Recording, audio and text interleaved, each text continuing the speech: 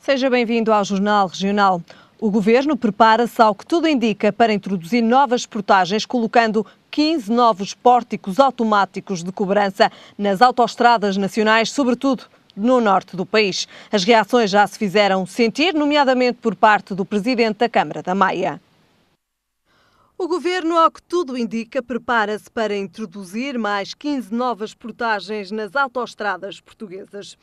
Foi entregue à Troika durante a 6ª avaliação do Memorando de Entendimento, um documento onde diz que as autoestradas mais afetadas serão as ex-SCUT do Norte Litoral, entre Porto e Viana do Castelo, e a da Costa da Prata, entre Aveiro e o Porto.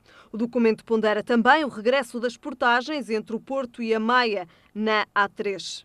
A ex-SCUT do Norte Litoral passará a ter um total de 11 pórticos de cobrança automática, ao invés dos atuais 4. As reações à possibilidade de introdução de portagens já se fizeram sentir, nomeadamente através do Presidente da Câmara da Maia, que se diz revoltado com as possíveis portagens. O autarca da Maia diz estar revoltado com a situação e que a sua paciência se esgotou. Diz ainda que é necessário ver se realmente é verdade a introdução das portagens e que, a confirmar-se, se juntará a quem de direito para tentar evitar que isto aconteça. Bragança Fernandes anunciou também que os caminhões que fazem a recolha dos lixos residuais para se deslocarem à Alipor 2, que fica na Maia, têm de pagar cerca de 150 mil euros por ano de portagens, dinheiro que poderia ser investido em ação social. Para o Presidente da Maia, há uma série de coisas mal feitas e, com isto, a Maia passa a ser uma ilha. Não é rodeada de água, mas é de autoestradas portajadas.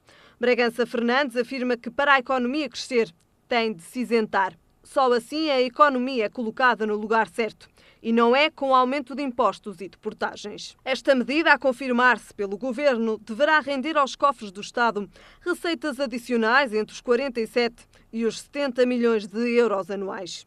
O movimento conjunto de contestação às portagens admite que, se estas medidas forem avante, podem vir a ser feitos protestos nas estradas, tal como no ano passado. Ficamos agora com a síntese das notícias regionais.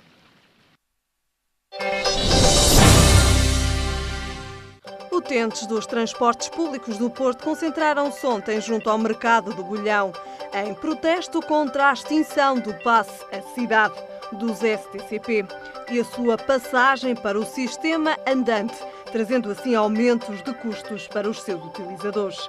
A porta-voz do grupo de utentes dos transportes públicos do Porto declarou que, com a extinção do A Cidade, os utentes viram-se obrigados a adquirir um passe andante de zona Z3 para conseguirem garantir a sua mobilidade na cidade, sofrendo um aumento de custos de cerca de 25%. Um membro do grupo de utentes dos transportes públicos do Porto diz que o que está em causa não é a alteração para o sistema andante, mas sim os aumentos que foram acrescidos para os utentes, que já veem o seu custo de vida aumentar. Esta iniciativa juntou cerca de 40 pessoas.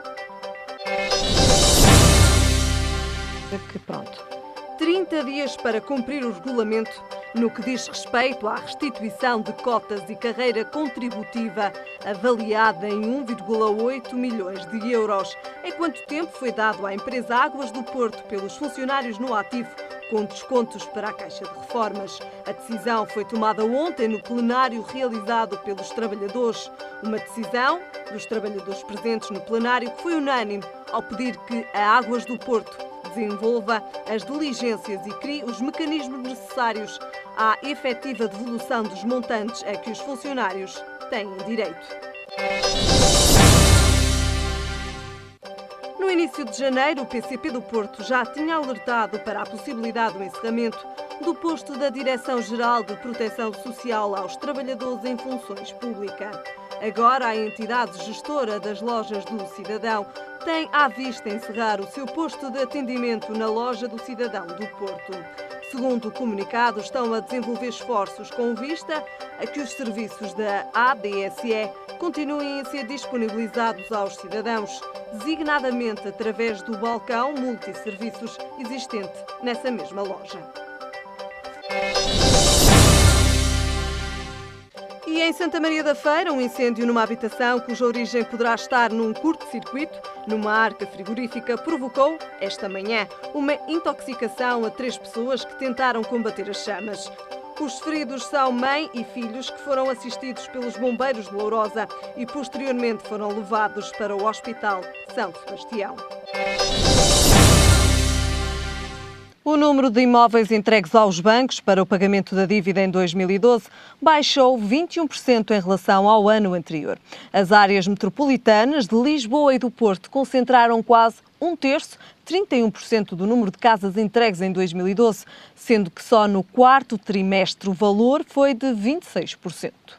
A Associação dos Profissionais e Empresas de Mediação Imobiliária em Portugal divulgou, em comunicado, que no quarto trimestre de 2012 foram entregues cerca de 1.070 imóveis, menos 3%, que no trimestre anterior, prefazendo um total de 5.500 imóveis entregues durante o ano de 2012, um decréscimo de 21% face ao ano transato. O presidente da Associação dos Profissionais e Empresas de Mediação Imobiliária lembrou ainda que no primeiro trimestre de 2012 tinha havido um aumento em relação ao ano anterior de 74%, mas a partir de abril o setor bancário passou a olhar para esse fenómeno de uma maneira completamente diferente. Passaram a fazer o que a Associação já defendia há 4 anos, que os clientes devem ter condições excepcionais para uma crise excepcional.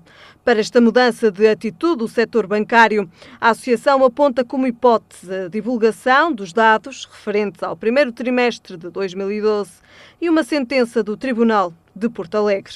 Numa decisão considerada inédita em Portugal, o Tribunal de Porto Alegre decidiu em abril de 2012 que, ao entregar a casa ao banco, um casal ficou com a dívida totalmente liquidada. Lisboa e Porto concentraram quase 1/3, 31% do número de casas entregues em 2012, sendo que só no quarto trimestre o valor foi de 26%. O programa Autárquicas 2013 da RTV recebeu o candidato do PS à Câmara de Baião, que é também líder da Federação Distrital do Porto do PS. Luís Carneiro falou de Baião e da importância das suas funções para o município ao qual é candidato e também abordou a candidatura de Manuel Pizarro à Câmara do Porto. A candidatura à Câmara Municipal do Porto, desde há muito que vem sendo trabalhada pelos militantes do Partido Socialista do Porto, pelos cidadãos que se identificam com o Partido Socialista e desde há cerca de 3 anos esta parte que o Dr. Manuel Pizarro trabalhou, fez um trabalho de proximidade com os militantes, mas também com os cidadãos e com as suas instituições representativas e é uma candidatura que, além de representar uma dimensão cívica da cidade, alguém que também nasceu, que aqui cresceu, que aqui se desenvolveu, que aqui fez a sua vida profissional. Trata-se de um médico com um reconhecido estatuto no Hospital de São João, teve desempenho de funções governativas do país e é alguém que pode dar um contributo significativo para que o Porto se volte a reencontrar consigo próprio. E, portanto, eu julgo que estavam todas as condições preenchidas para termos uma boa candidatura, uma candidatura de renovação, simultaneamente uma candidatura em sintonia com aquilo que é o pensamento do Partido Socialista do Porto e, por outro lado, uma candidatura aberta aos cidadãos da cidade que não se conformam com um rumo de esvaziamento progressivo do Porto no quadro da área metropolitana e também não se resignam e não aceitam uma candidatura exterior ao município do Porto, até uma candidatura que durante este tempo todo tudo fez para amesquinhar a cidade do Porto. O município de Baião não é um município de grande dimensão, também não é um município de pequena dimensão, no quadro de todos os municípios está classificado como um município de média dimensão. Mas o facto de ser Presidente de Câmara do município de média dimensão e liderar simultaneamente o Partido Socialista em todo o Distrito do Porto permite-me ter uma voz de isenção e de imparcialidade na defesa deste conjunto metropolitano e no conjunto da nossa região. Porque, caso contrário, se fosse presidente de um grande município, naturalmente que os grandes municípios competem entre si. Faz lembrar um pouco a voz de Portugal no quadro da União Europeia.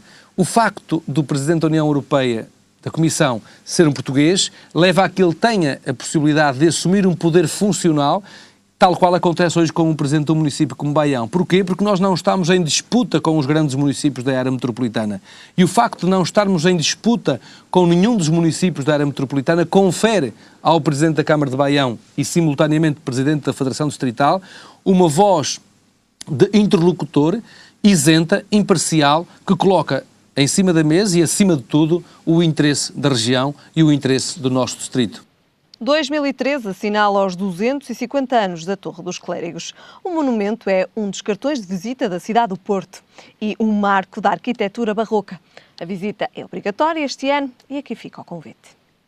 É uma tarde solarenga, como outra qualquer. Lá em cima, o relógio dá 5h25. Na rua, passam a passo acelerado agentes da cidade, mas também turistas. A ninguém é indiferente a Torre dos Clérigos, um dos símbolos da Invicta que este ano vai comemorar 250 anos. Um bom motivo para não se deambular de cabisbaixo na cidade e erguer a cabeça para o céu. São 2 séculos e meio a fazer companhia à cidade e as delícias de quem é audaz o suficiente para subir os 255 degraus até ao cimo. A obra barroca é assinada pelo italiano Niccolò Nasoni, o arquiteto que projetou a igreja e a torre que se ergue à cabeceira. A igreja foi construída em 1732, a torre entre 1748 e 1763. A obra foi impulsionada pela Irmandade dos Clérigos Pobres, que talvez na altura não imaginasse o impacto visual da Torre dos Clérigos na cidade. É impossível não olhá-la perto ou longe, onde ainda é avistada. É feita de granito, tem 6 andares e ergue-se com 76 metros de altura, que lhe conferem uma monumentalidade indiscutível. Só de fora é um encanto apreciar, mas a visita vale a pena e a originalidade de Nasoni, usada no interior da igreja e da torre, é um desafio a descobrir o monumento por dentro. Este ano, muitas surpresas são de esperar para as comemorações dos 250 anos. Por exemplo, para os mais golosos, um chocolate vai ser apresentado com o nome Clérigos em 2013. Ficamos agora com o comentário no Jornal Regional, como também já é habitual. Comigo hoje tenho Lourdes Sousa. Lourdes, boa noite, obrigado pela sua presença. Boa noite, Helena. Começamos também com o tema que abriu precisamente este jornal, a possibilidade da introdução de portagens nas eixo-scoot, nomeadamente a Norte, que será o mais sacrificado com estas portagens. Estará o Norte preparado para mais, digamos assim, um castigo por parte do Governo? Esta questão das portagens faz-nos recordar a questão das scouts como um todo, não é? Todos nós percebemos agora que esta questão das scouts foi um embuste que foi criado, porque scouts queria dizer sem custos para o utilizador, mas depois os custos existiam, não para o utilizador, mas para os contribuintes em geral, com todo este processo das PPPs. Portanto, sabemos que realmente não é possível continuar defendendo as estradas sem custos para o utilizador. Porém, acho que o Governo deve explicações ao Norte e deve explicações a todos nós se avançar com esta medida, porque já vieram dizer que afinal a medida não está tomada. Porque todos nós temos que perceber porque é que o Norte é sempre fustigado primeiro do que qualquer região do país, quando o Norte é uma região já desfavorecida. Com os maiores índices de desemprego. Exatamente. Por outro lado, as scouts, quando foram introduzidas as portagens, portanto, foi logo no Norte também, portanto, nós temos a maior taxa de estradas portajadas do país. Temos também outros fenómenos que noutro país qualquer era difícil de entender, por exemplo, para irmos para o Porto temos que pagar portagem, não é? E, portanto, eu acho que estamos a atingir um limite que realmente é desconfortável. O próprio PSD Distrital, o próprio Presidente do PSD Distrital já veio dizer hoje que os deputados do PSD vão inquirir o Governo para saber até que ponto essa medida vai avançar. E acho que tem que ser muito bem explicado, porque todos nós sabemos que este buraco existe e tem que ser resolvido. Agora, não pode ser sempre em cima dos mesmos e de uma forma muito pouco equitativa, ou mesmo nada equitativa. Portanto, acho que essas questões têm que ser respondidas. E têm que ser avaliadas também, porque segundo aquilo que também avançam muitos jornais esta sexta-feira, é que esta medida consta de um documento confidencial, avançam então alguns meios de comunicação, do Executivo entregue à Troika em novembro, durante a 6ª avaliação do memorando de entendimento. E isto também leva-nos a questionar-nos como é que este documento, sendo ele confidencial, chega agora à comunicação social. Essa questão é bastante importante, porque estas fugas de informação começam já a ser uma constante. Todas as semanas há qualquer documento que sai para a opinião pública e, pelos vistos, o Governo não tinha interesse em que esses documentos também soubessem. o relatório do FMI, que veio a público também, creio eu, não sei se o discutimos há uma semana Exatamente. ou há duas. Exatamente, também discutimos o relatório do FMI, que também saiu de uma forma muito pouco ortodoxa. Portanto, estas fugas de informação penalizam o Governo, porque criam uma instabilidade social, não é? Porque as pessoas começam a ficar um bocado sem certezas, já não têm certezas muitas vezes sobre qual vai ser o seu salário no final do mês com todas estas questões. E agora também não ter certezas quanto aos custos que vão ter, por exemplo, para ir ao trabalho, para ir para trabalhar, porque vai surgir uma nova portagem, é bastante grave e eu penso que o Governo não tem nada a ganhar com estas fugas de informação. Por outro lado, relativamente a esta questão das SCUTs, o Governo tem que explicar melhor aos portugueses o que tem feito para diminuir os custos com as PPPs. Porque não pode ser só o consumidor e o contribuinte a pagar e as grandes construtoras não saírem... Nós sabemos que não é assim, porque o próprio Governo veio hoje dizer que já conseguiu poupar 250 milhões na renegociação das PPPs, que foram acordadas pelo Governo Sócrates. Portanto, já conseguiram poupar 250 milhões aos contribuintes. Eu acho que isso é uma notícia muito positiva. Acho pena é que tenha que ser sempre a reboque destas fugas de informação que o Governo vem dar explicações aos portugueses. Portanto, acho que os era portugueses bom para... merecem explicações, sem ser através, digamos assim, destas notícias de que saem reações. constantemente. Sim, isto não é bom para o Governo. São praticamente obrigados a dar explicações. Parece que sim, parece que afinal há uns documentos que são negociados com a Troika e que nós vamos sabendo gota a gota as medidas que estão a ser negociadas. Estas fugas sucessivas de informação podem criar um clima de instabilidade muito mau e eu acho que o país está no bom caminho. Todos os dados nos levam a crer que isso é assim. Agora temos um PS completamente alterado, que já só fala em eleições, o António José Seguro já fala em maiorias absolutas, que parece-me a mim que já está a cair um bocado no ridículo com estas afirmações.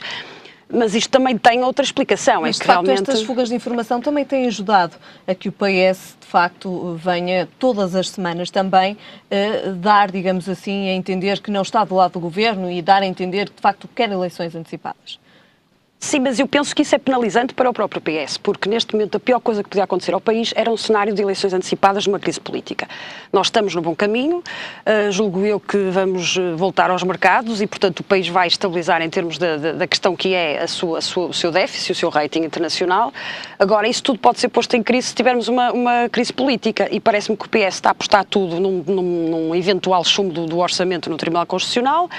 Não sei se de alguma forma adivinham esse chumbo ou desejam esse chumbo e aponta baterias contra o Governo de uma forma que não está preocupado com o futuro do país, porque neste momento o país precisa de estabilidade, porque senão podemos estar a um passo de cair numa verdadeira falência, porque se nós, além do problema que temos económico, somarmos a isso um problema político de instabilidade e ingovernabilidade, já o país fica também afastado. Um pouco, digamos, à coligação no Governo, o CDS e PST também estiveram, digamos assim, no ano transato, com algumas divergências. Que foram ultrapassadas.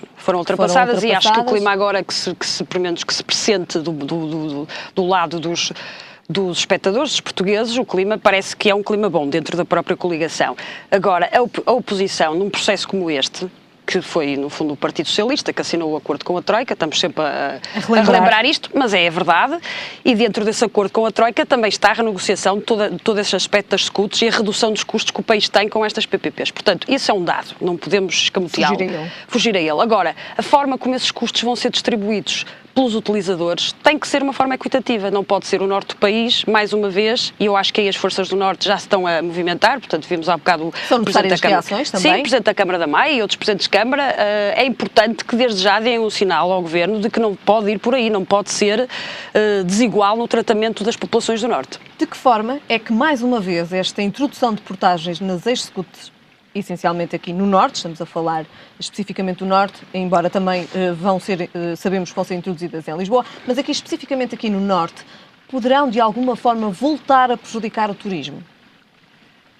Acho que a questão nem é só o turismo, é que há toda uma zona industrial, uma faixa industrial à volta do Distrito do Porto, em que a Maia realmente é um concelho com muitos postos de trabalho e muitas indústrias, Quer dizer, se nós formos onerar os fatores de produção, que já estão onerados com o custo do combustível e tudo isso, com mais portagens, é evidente que nós tornamos menos competitivos com outras regiões da Europa.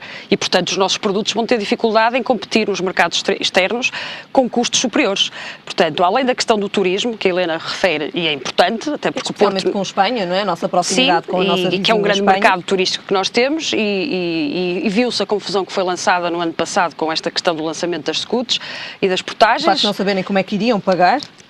Portanto, esse custo existe, mas existe ainda o custo das próprias empresas industriais que têm que exportar os seus produtos e têm que ser competitivas nos custos, não pode ser só a reduzir salários, não é? Os outros fatores que entram na produção também têm que ter custos competitivos. E ouvimos há pouco também o Presidente também a dar os custos daquilo que envolvia só uma ida ali por 2. Muito bem.